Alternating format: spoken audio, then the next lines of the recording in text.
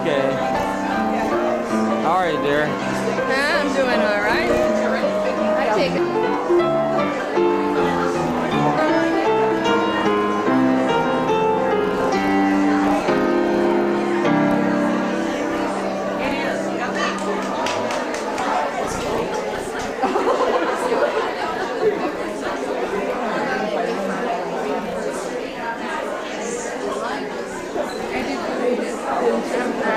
Now, being gone, I haven't caught up on my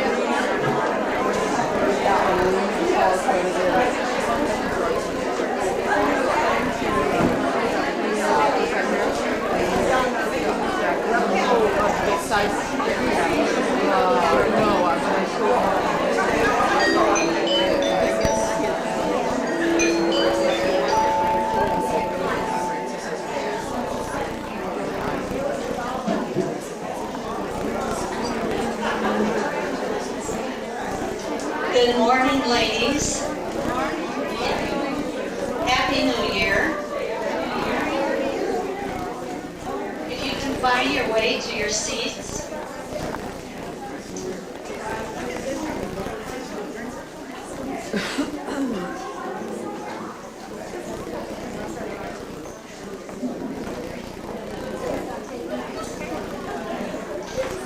We want to welcome you here today. We are celebrating our 100 years birthday from 1902 to 2002. And, you know, I think we look quite well for being 100 years old, don't you? Of course. And those hats, I borrowed mine. And this boa, I borrowed. And now that you've seen it, if you'll forgive me, I take it off, and it's very warm and itchy. So, a long time ago when they wore these, they must have really been itchy with all the feathers. And also, at the same table with Lisa here, we have Jenny Marino, who has some tickets for the pageant, and they are $15. And it's on February 12th, is that correct? Check. Oh my goodness, how this went. Wow, that was like a whiz. January 12th. And so this is one way we can help sponsor Lisa.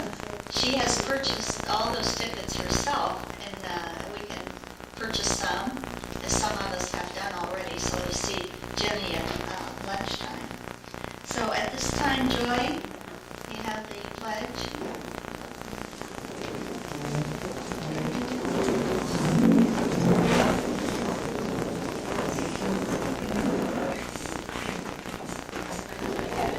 To the flag of the United States of America and to the republic for which it stands, one nation under God, indivisible, with liberty and justice for all. May be seated. While Lisa's coming up, I should say that Ann Jackson's husband, Bill, is videoing our program today. Thank you, Bill. And you'll have a wonderful time. So buy a ticket and come to watch.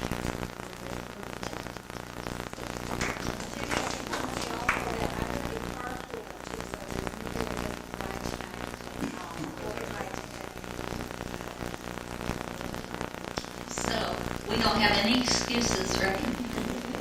Thank you, Brenda, and thank you, Jenny. At this time, I would like to introduce some of our special guests. We have with us from our Orange District Women's Club, we have Beverly Nihei, our president.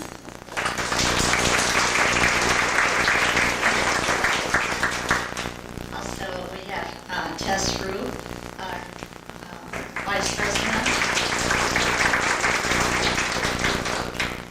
And we have also Jessie. Correct? Okay, I missed Jessie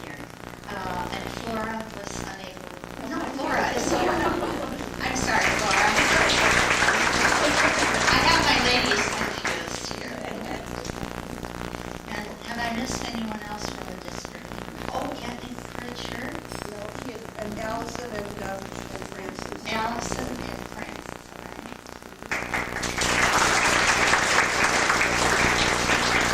And we got some other ladies from the district. Would you stand, please? Let us, yes.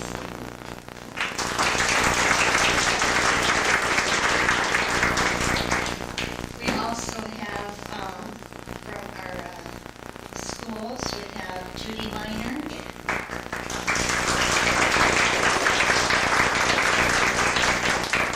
And one of our scholarship recipients, Ian McHugh. May we say grandson of Pat Irish. And one of my famous kindergarten students. He is quite an artist. He has done a mural in the Brooklyn coffee shop in Yorba Linda by Mimi's and in that area, in the plaza. So you need to go in and see it. It's lovely. My husband and I went in just to take a look at it. So after Grandma had told me about it, right? Okay, thank you, Ian. Yes. I'd like to introduce Karen Freeman, also from the school board. Oh, thank you. Now, if you have someone at your table that has not been introduced, would you please stand and introduce them? Got anyone else here? Oh, of course. Here. Jesse, you want to stand?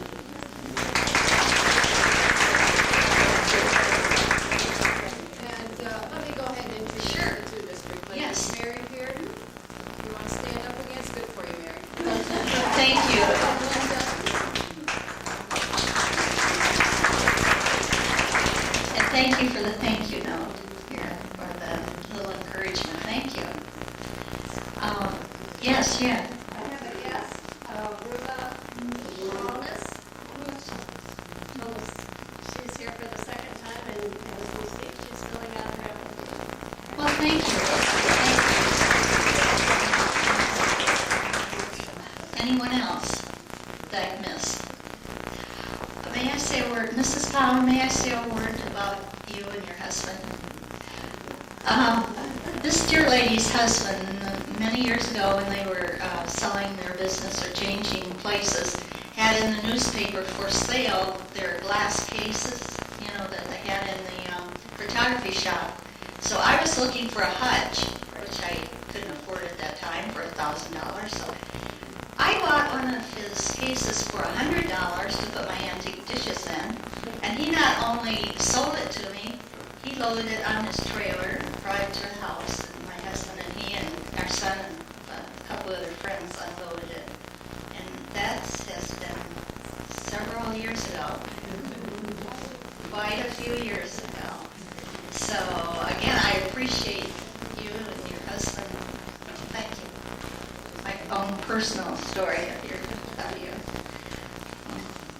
Any other guests I missed? Well, thank all of you for coming today and celebrating with us. And we'd like you to come back and visit. Oh, yes. Yes, Linda.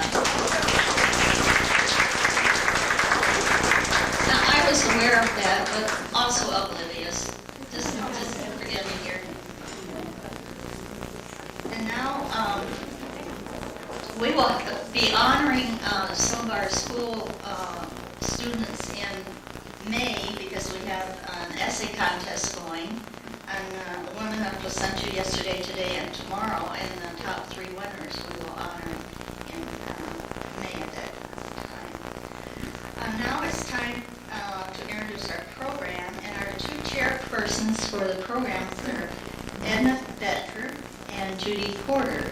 And this time I'd like to call Edna Betker forward, and she will introduce the program to you.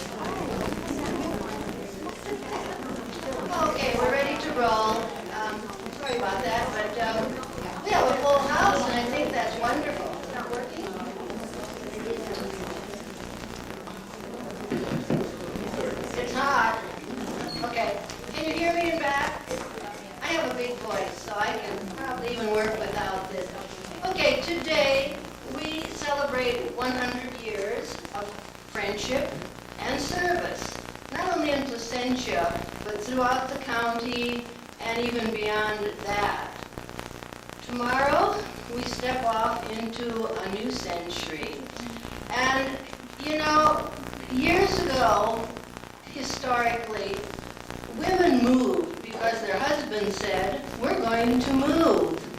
And so they packed themselves up and they moved, be it in a covered wagon or on board a ship, whatever means of transportation was available for that move.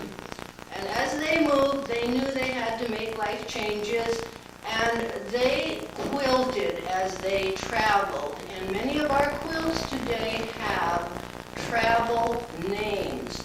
So today we have our own quilt up here. You saw it last meeting in kind of an unfinished form.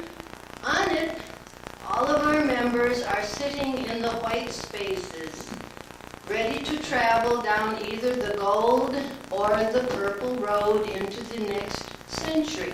Only one of our members, Pat Hayes, jumped off ahead of us and is already on the road, and she's on her way. And we're going to have to play catch up with her.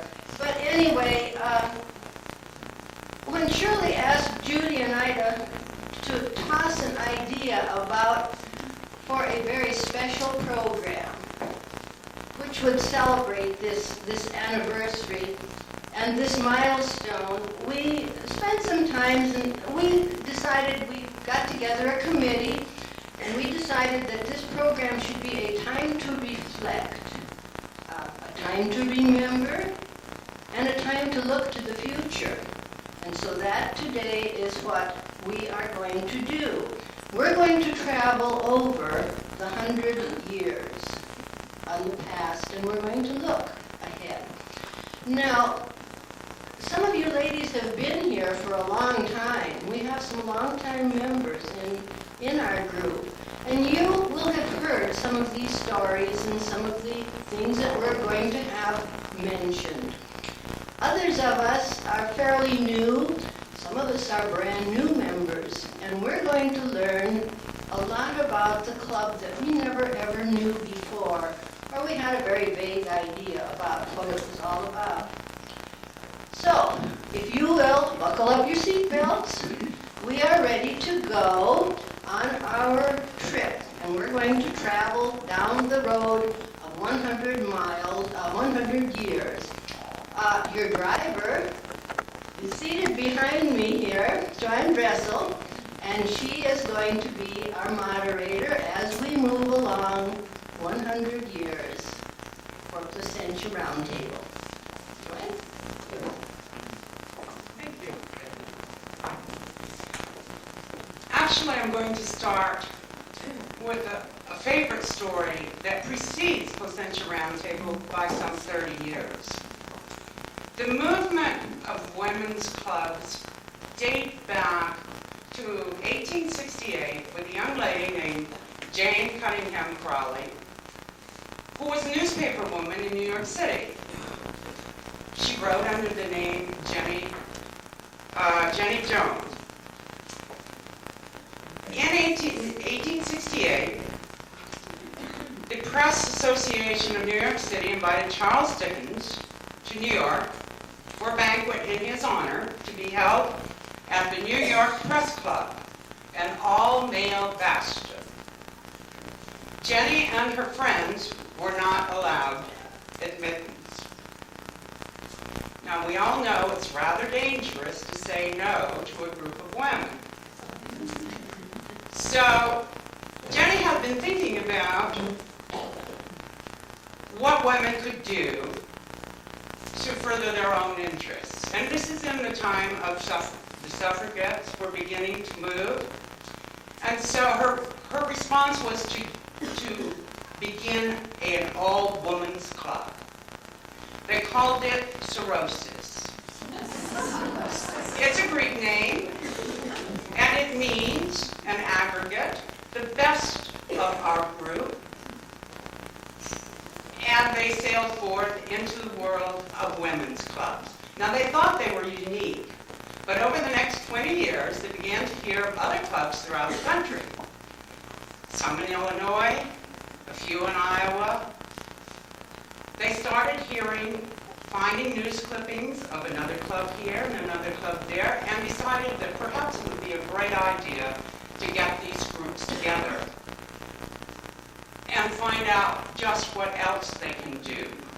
So in the mid-1890s, Jenny's club invited all the clubs that they could find throughout the country to a conference in New York. 63 clubs sent members. That was amazing before the turn of the 20th century. At the end, on the last day, that group created a committee to form a national organization of women, which became the General Federation of Women's Club, which preceded Placentia Roundtable by just a few years. They were, I have some notes here I've forgotten. Let me get there.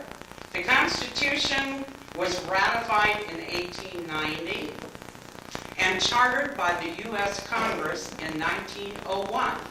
Just coincidentally, the California Federation of Women's Club was also begun in 1901. And that brings us to 1901 on the far side of the country and a little area called Placentia. We don't know when the women of Placentia first began hearing about women's clubs across the country, but we do know they were beginning to meet and talk and think about a club for themselves. And to take us a little further along the road for those early days, I'd like to invite Pat Ira to take my place and tell us about the early days of Roundtable.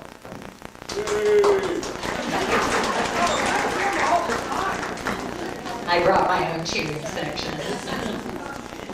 As I announced, I'm going to review by decade the progress of this club, and as I announce the decade, Dorothy is going to set the mood for us with a few pieces, a little bit of music from that particular decade. Thank you, Dorothy.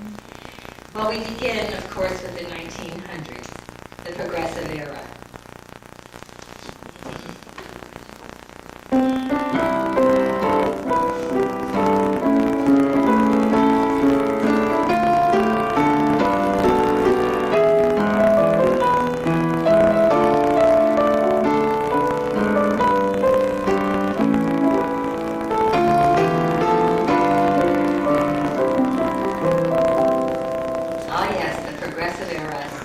Roundtable began in a period, as has been noted already, of heightened women's activities.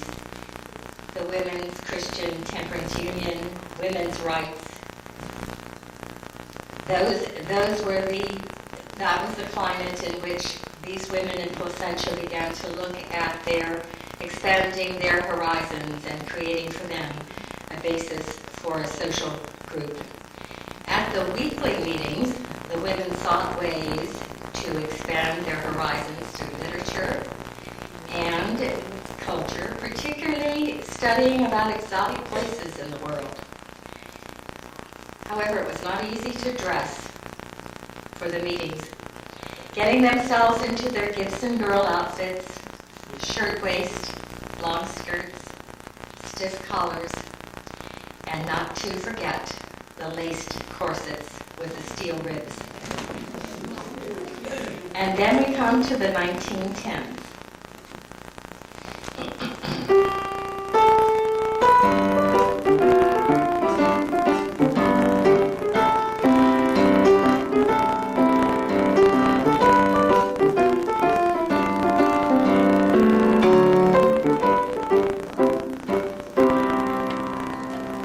Yes, pretty baby.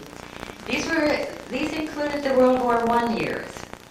Dressing did become easier with the invention of a zipper. And for some, the replacement of that horse and carriage with the automobile. In 1912, the ladies proudly occupied their new clubhouse. Just 10 years after organizing. Membership was limited to 50 members. During this decade, several founding members passed away, important to the beginning of the club: Sarah McFadden, Fanny Bradford, Elsie Bradford. Membership did have, the total membership during that decade was 43 members and 2 honorary members. Moving on to the 1920s, the Roaring Twenties.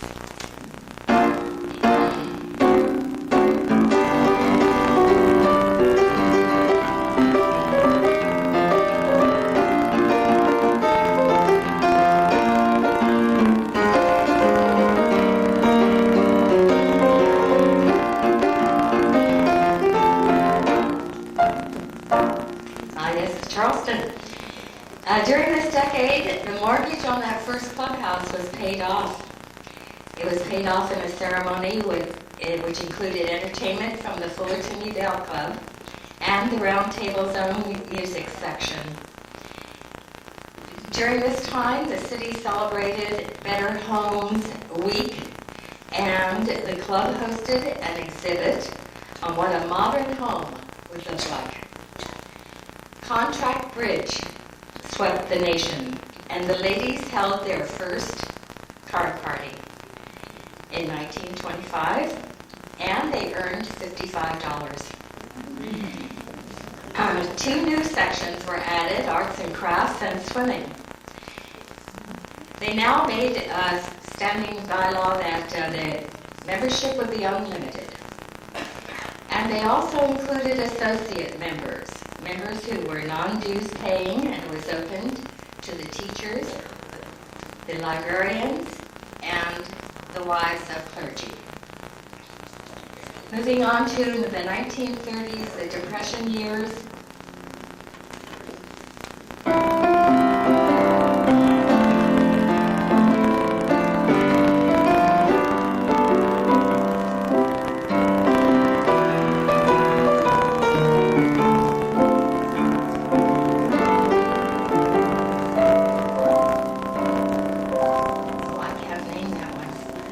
I'm in the mood for love. Okay, thank you, Karen. Now they moved to monthly meetings, and these meetings were preceded by a luncheon. The programs were provided on a rotation basis by each of the sections, including home and garden activities, music, and book lovers. The club adopted a World War I veteran from the Veterans Hospital, and in 1936, he expressed his appreciation for all of the gifts and care and loving activities of the club by presenting the club with a needlepoint wall hanging. And it's noted that a new standing rule was adopted: there would be no social dancing in the clubhouse. In 1933, the Long Beach earthquake caused the cancellation of the monthly meeting. Moving on to the 1940s and the war years.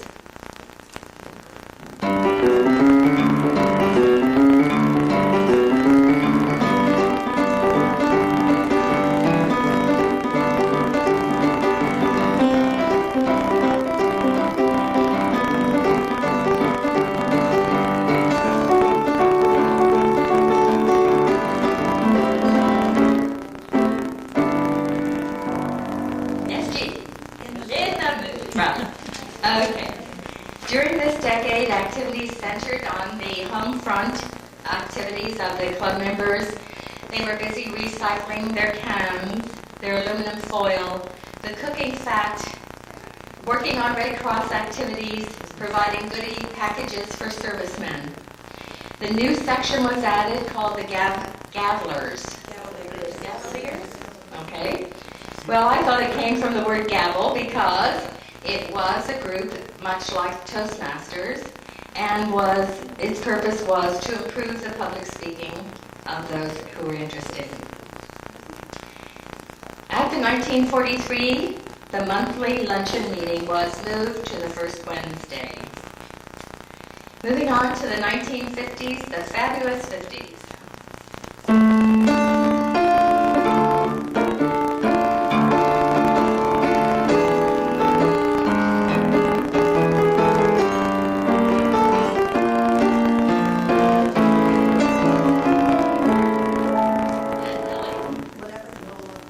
Whatever Lola wants.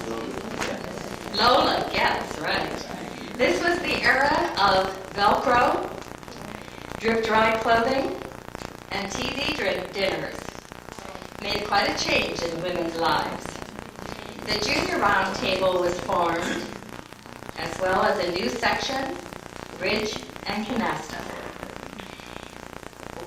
For one of the meetings when the featured musicians failed to show up for the meeting, various members were called upon to entertain, just as they had done in the early days. 1960s, the Vietnam era.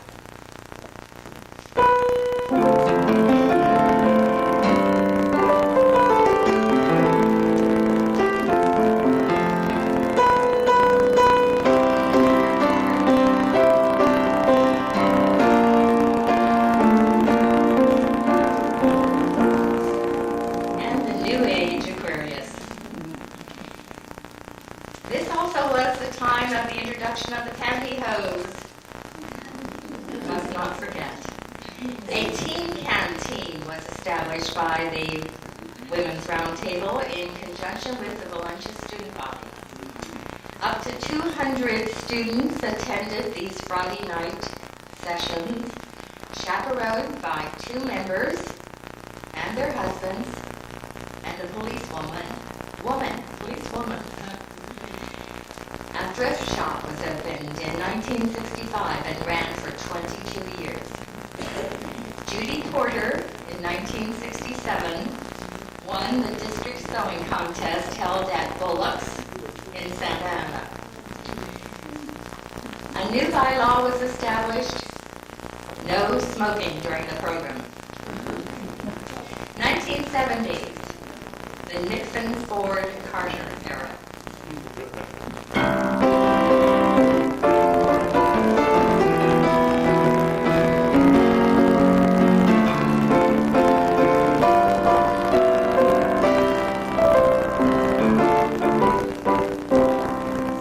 Dorothy, what is it? You are the sunshine of my Oh. life. Thank you. Stevie Wonder. In the news, the tennis battle of the sexes occurred between Billie Jean King and Bobby Riggs. And a tennis section was started by the Women's Club. After 2 years, it was replaced by a golf section. And it lasted about 10 years. At this time, the no-cost associate membership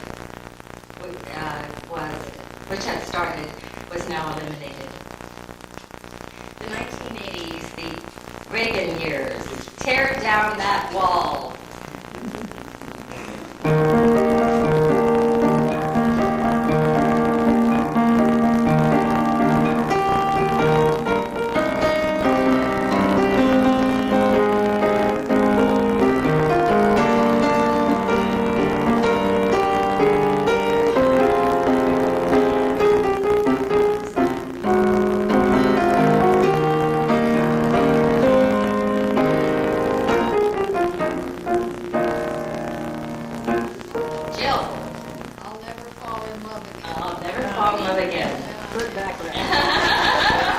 Jill says you can count on that.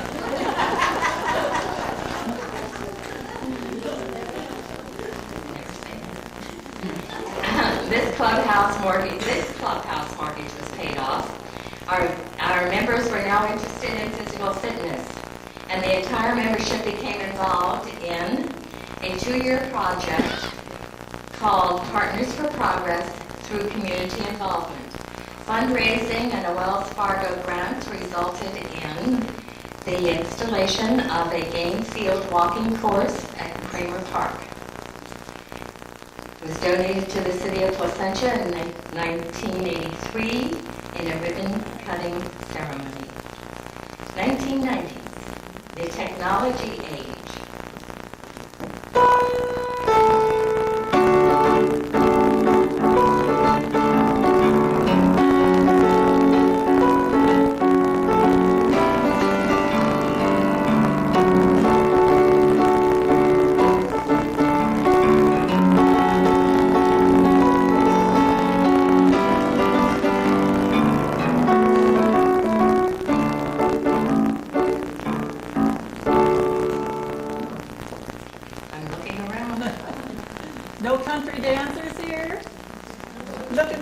up in all the wrong places.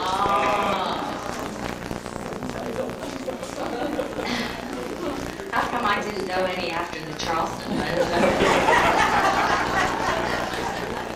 It was clever of me to call on other people. Okay.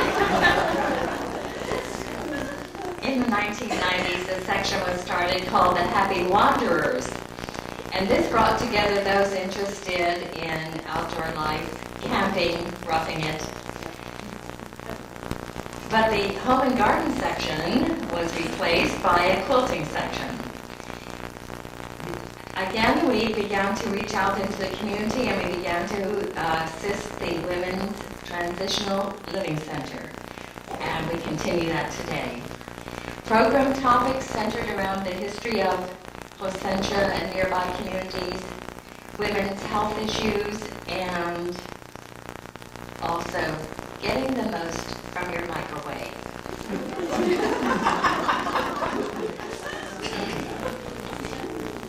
10 decades, ladies and gentlemen. An organization from the beginning responsive to its members and responsible to its community. Thank you, and thank you, Dorothy.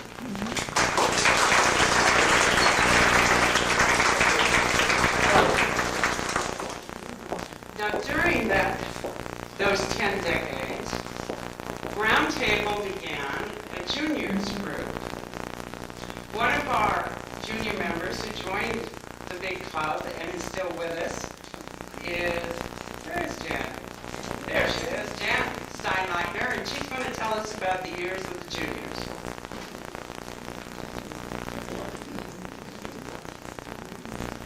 Thank you, Joan.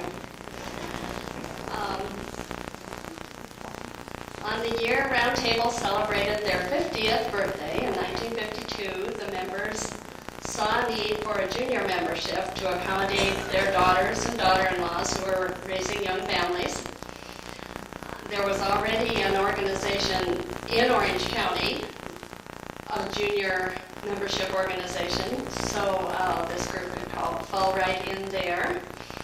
And so with Roundtable as sponsor, the Junior Roundtable of Placentia was born and open to women only age 18 through 35.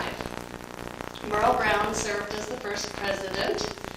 The juniors met one evening a month in the Roundtable clubhouse, and they had a coordinator who was appointed by each Roundtable president. And that coordinator attended all the meetings and kept the two groups in sync.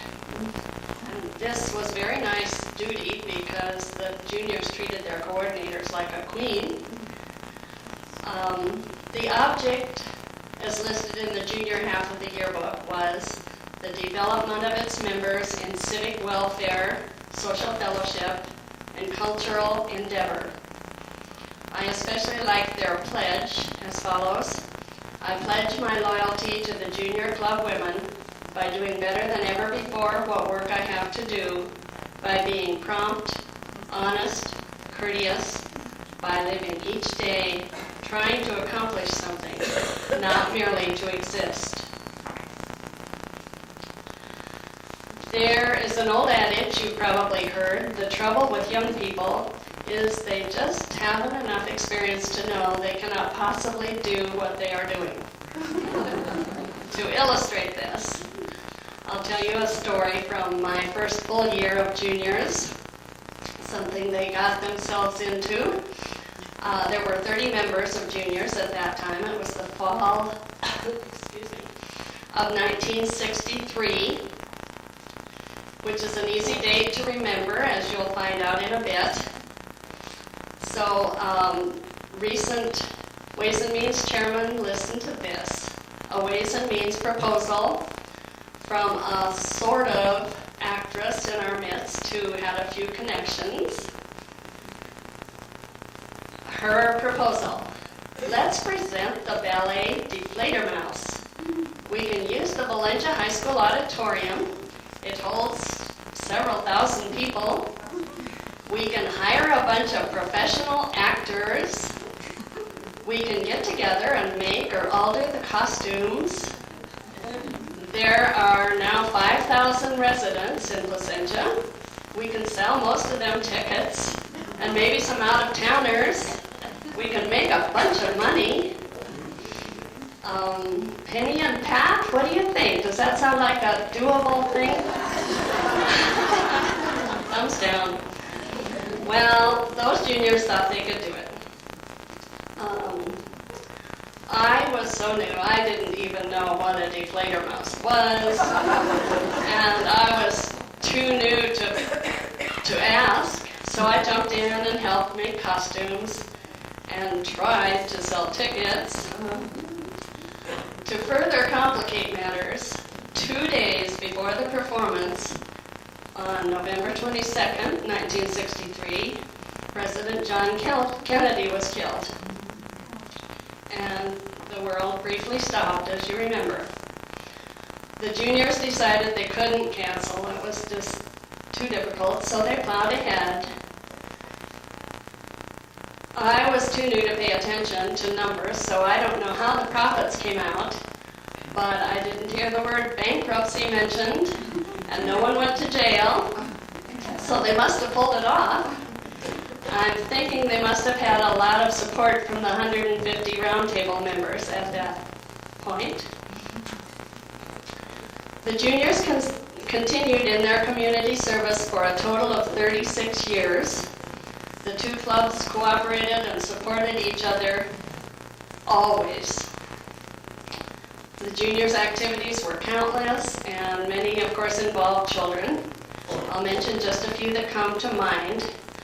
Money-making schemes included serving weekly luncheons for many years to the Kiwanis Club, who rented the clubhouse, and later, for many years, running a Christmas tree lot.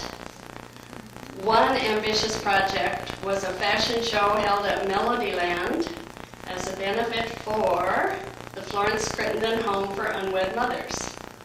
How times have changed, huh? They gave scholarships, held well baby clinics and pap smear clinics, lazy eye screening in conjunction with the Lions Club, and worked in the formation of the Women's Transitional Living Center. They purchased a lighthouse for Kramer Park, for which they won a $500 Disneyland Award of Merit.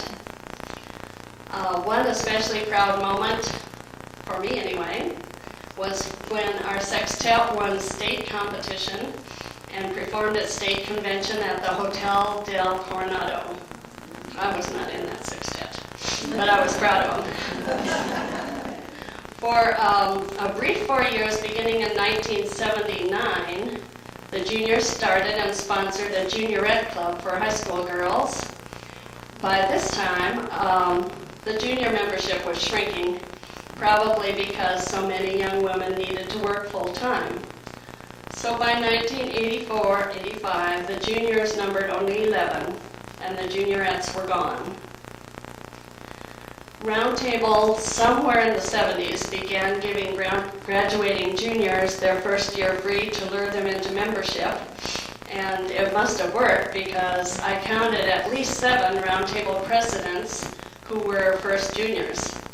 They include Bonnie Korn, Joanna O'Neill, Margie Fink-Dayton, Jan Steinleitner, Maureen Plagle, and Judy Porter, and also Doris Black, who was a member of another junior club.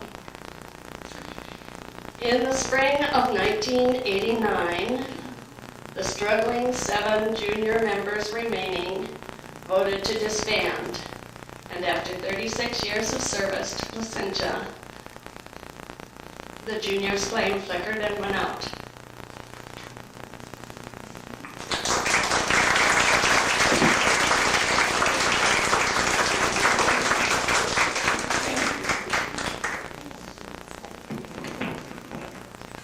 Thank you, Jan. And next on our list of presenters, we have Brenda Benner, our current Dean and First Vice President.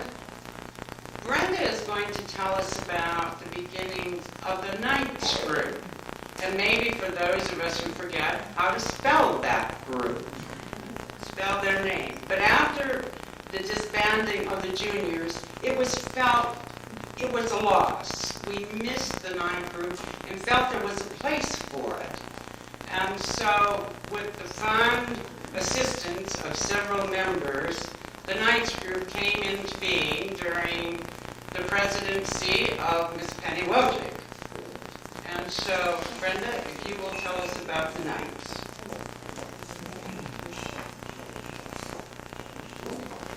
Yes, here we are, following in the footsteps of the juniors.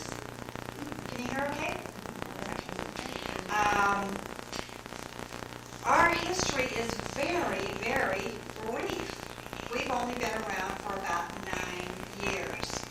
But we're a hardy group, we're growing, and I'll tell you a little bit about us. First of all, our name is spelled with an N, N-I-G-H-T-S. When we started, our original group was patterned a lot after the juniors because that was that was the feel of it, is to support the club. And we had a president, and we had a vice president, and we had programs and what have you. But it became evident after a while that actually this probably wasn't the way for us to go. We would probably be better suited to be calling ourselves a section. We would be part of the roundtable as any other section and support the club, but just act as a section so that we could meet and conduct our activities without the formal grouping of presidents and what have you. For my own case in joining the Knights is I have been a member of Roundtable for many years, and quite by accident had fallen into a full-time job, which I loved, but I hated giving up Roundtable. It was the only volunteer group in the city that I had to give up because of that daytime meeting, and I just hated it. And a couple of years went by, and one day, one of the Roundtable members that I knew came into where I was working to fill out an application, and as it turned out, she was going to be very important to me at that place. She told me after being there for several months that she had heard something about Roundtable wanting to form a group that would meet in the night. And so I very anxiously came down here, and I can even remember where I sat in this room. We had some tables sitting, or some chairs sitting right in that area right there where Jan is, and we sat right there and talked about it, and at that time did form a nighttime group. The group was originally formed with women who were working, and some women who still had children at home and were unable to get out in the daytime. But most of us were people who were still working. By then, we formed the group, and like I said, it originally started with having the president and what have you. We did have programs. We met once a month and in the evening, and we met here at the clubhouse too. That seemed to be a convenient location for everyone. We did have programs in the early years. They included programs on self-defense. We had one of our members who was a police officer in the city, and she came and showed us a little bit about self-defense, and I've learned some really important things there. We did have a cooking demonstration. We had someone come from one of the local restaurants, and he brought his little Bunsen burner and what have you, and we had some delicious pasta that night. We also had someone come from Tommy's Pharmacy and talk to us about health issues too, so that was very important to us. After becoming a section as opposed to being the original group, we started meeting at my home on Wednesday evenings and the first Wednesday of the month, so the same day as the meeting. We had Penny come to these meetings as our liaison and would tell us what was going on in the day, and so we felt very connected with what was going on. We continue to have programs in the nighttime group, the night section, and recent programs have been a facial care demonstration, a quilt appreciation. Someone came and talked to us about quilts and the history of quilts and how quilts are made. We do play bunco, and one of our most popular events is eating out. We try to do that at least once during the club year. Our focus is to support the community, and we still do stuffed Easter eggs, the little plastic Easter eggs for the annual Easter egg hunt in the city. We do assist his house. We work the auction, And in February, we will be going to his house to make Valentines with the children that are living there at the time and to bake cookies. Tonight, the Knights will meet at my home. We will celebrate the 100th anniversary. We will have a cake too, and we will have a little birthday party there in my home. We do have Edna Becker coming, and she's going to be telling us a little bit about the quilts that are made for the Susan B. Komen Breast Cancer Foundation. So we continue to support in that way. And we have, which I think this number, we just heard a few minutes ago, the number 11 in the juniors, we're ending up with about 11. We now have 11 members in our nighttime group, and we are growing. Thank you. Thank you, Brenda. We've heard a little bit about programs, both from Pat Myron and from Brenda. We now have Joe Boga to give us a purview of programs through the years at Roundtable. Just a short group.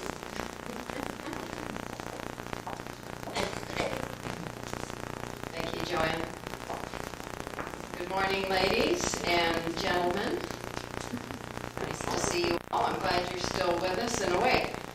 We've certainly had a wonderful and informative overview of the Placentia Roundtable during the past century, haven't we?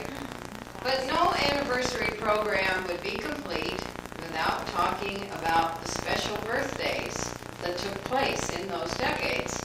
So join me now, bear with me, as we travel at warp speed on a brief journey to the past, starting with our very first birthday in 1912. By 1912, the ladies had incorporated and were building their first clubhouse. Our 10th anniversary was a lively event called the Midwinter Social. It was held in February of 1912 and included husbands, who were the honored guests at that time. During this meeting, the entire group sang a special Placentia song entitled Hail Columbia. The clubhouse was finally finished, and on Wednesday night in May, it was formally opened with a varied program offering a piano solo, an address by the architect, and a special performance by one of the members who offered up a whistling solo. From that time on, the meetings were held on the alternate Wednesdays.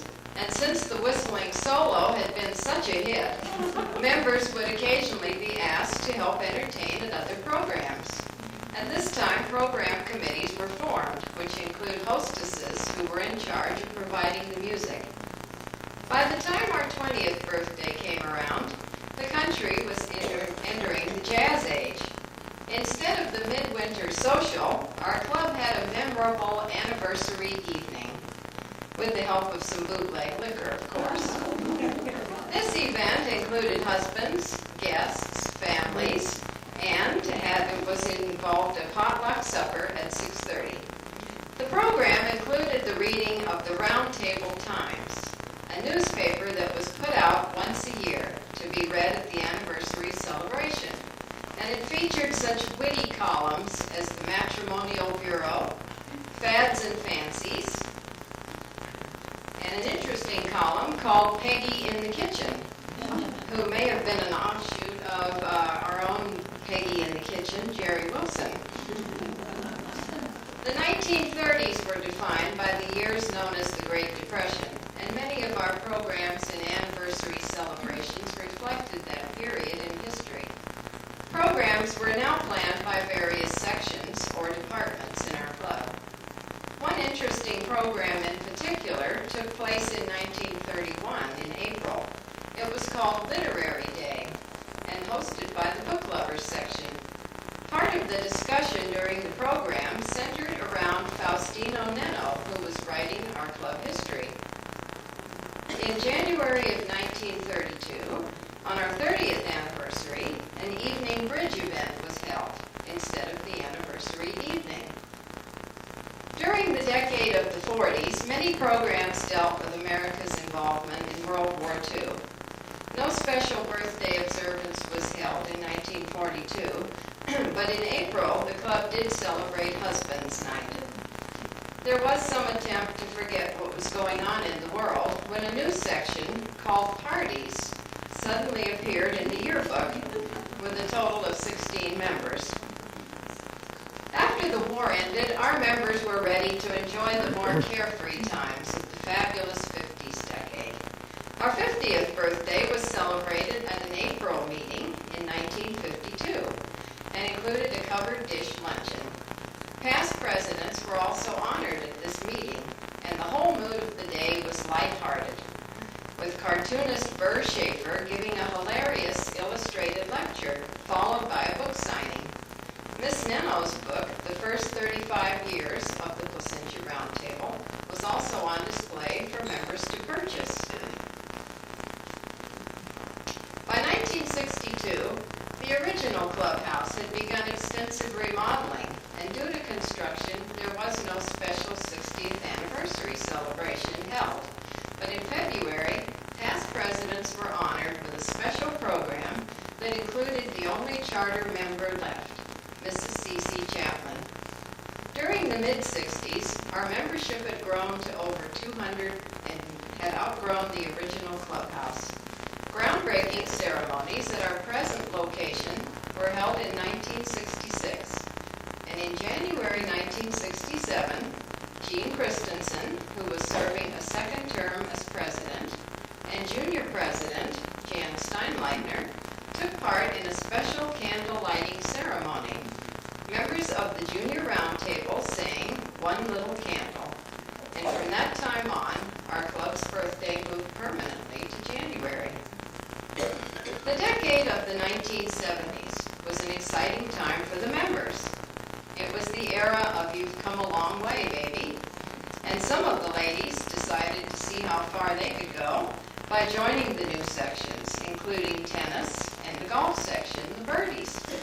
Our 70th birthday was a special program, including a 10 o'clock brunch and a performance by a singing group called the Notabelles. There was also a fine arts exhibit.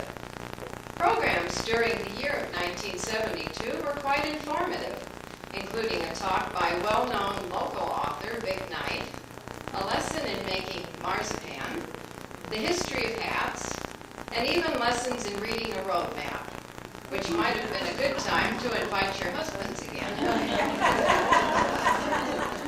During the 1980s, our members were not only active in community projects, but as you've heard, heavily into physical fitness. The result of all this exercise was a lot of hungry women. So programs began to center around food, especially during 1982. On our 80th anniversary, the birthday celebration was a French peasant lunch. Other programs that year included an El Rancho potluck, Swedish smorgasbord salad potluck, German Kaffeeklatsch, and finally, a Swiss sweet shop dessert. As a final bit of irony, this particular meeting was followed by a program called Killing Us Softly.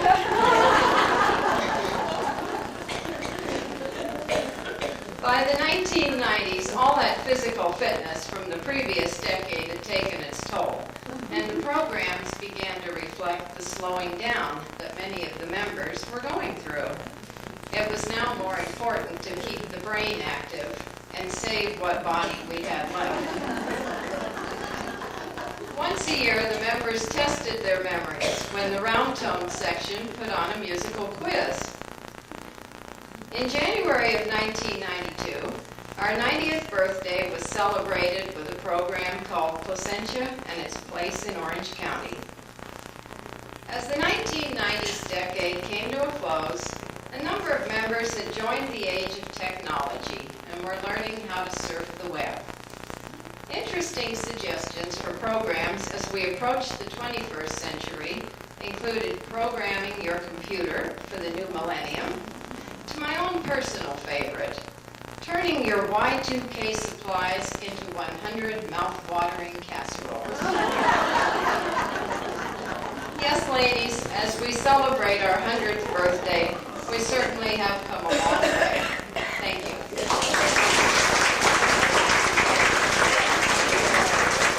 Thank you very much, Jill.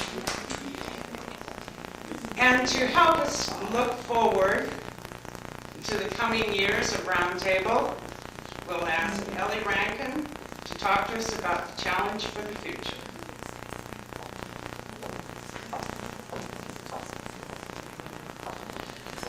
Well, at the end of the 20th century, history was about to record a new phase known as the Y2K, which is shorthand for year 2000. Many dire predictions floated about prior to the emergence of the 21st century, and these fears were supported by many who encouraged everyone to stock up on survival kits, water, and emergency food.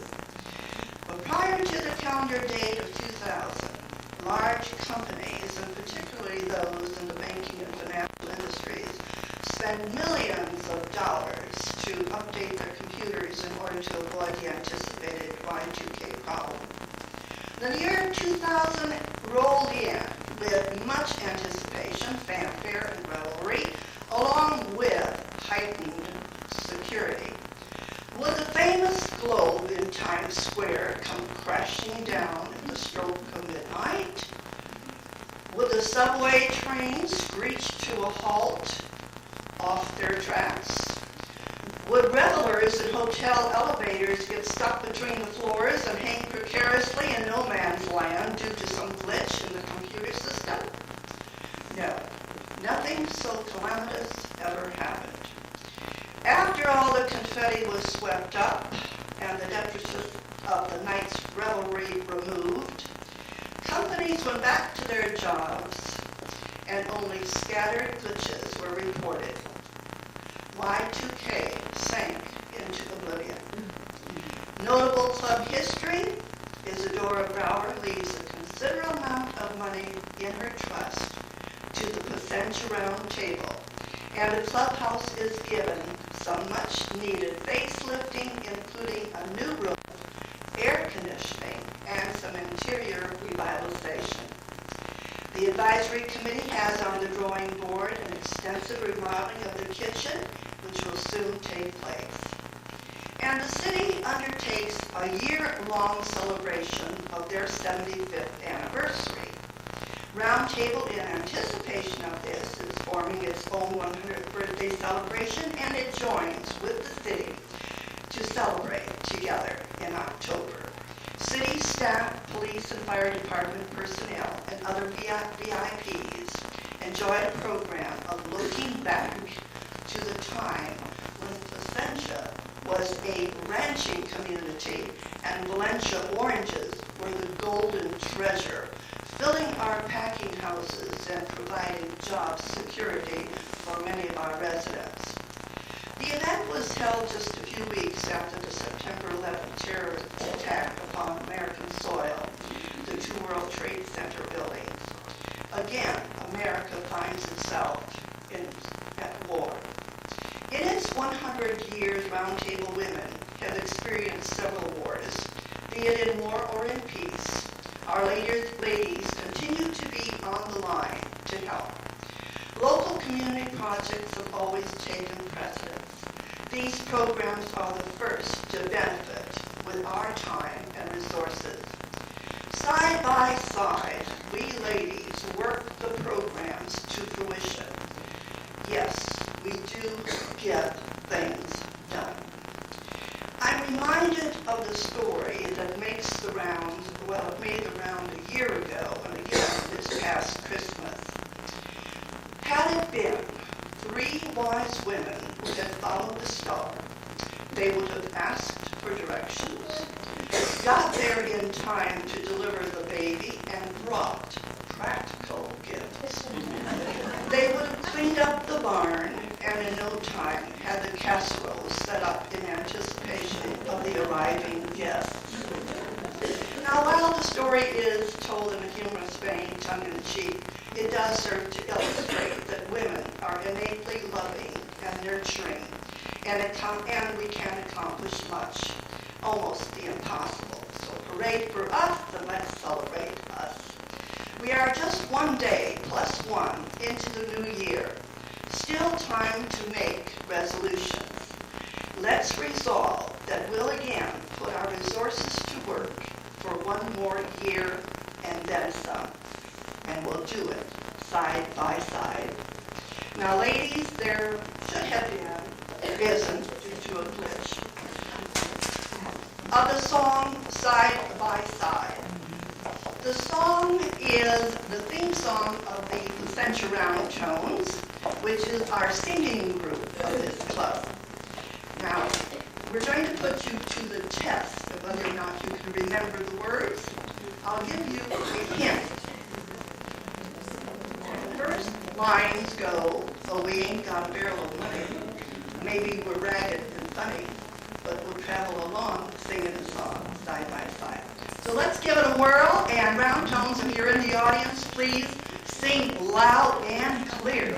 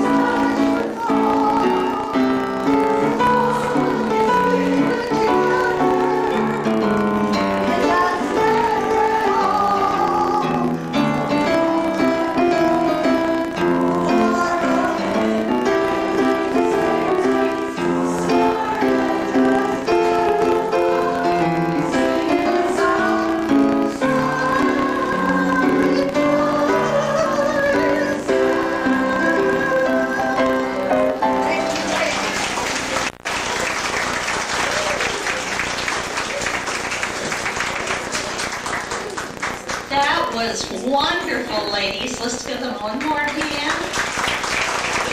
Thank you, thank you. And now I would just like to say, before we have our Shirley come up before lunch and our amenities,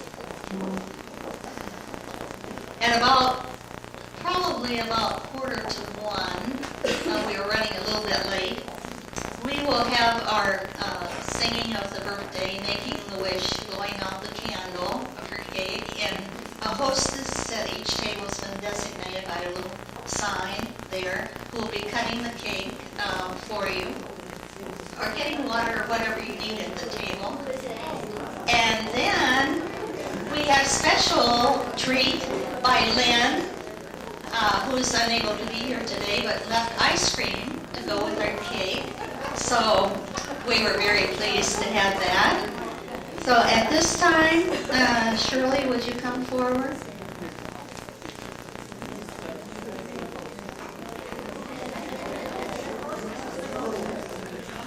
Ruth, you're ready, right?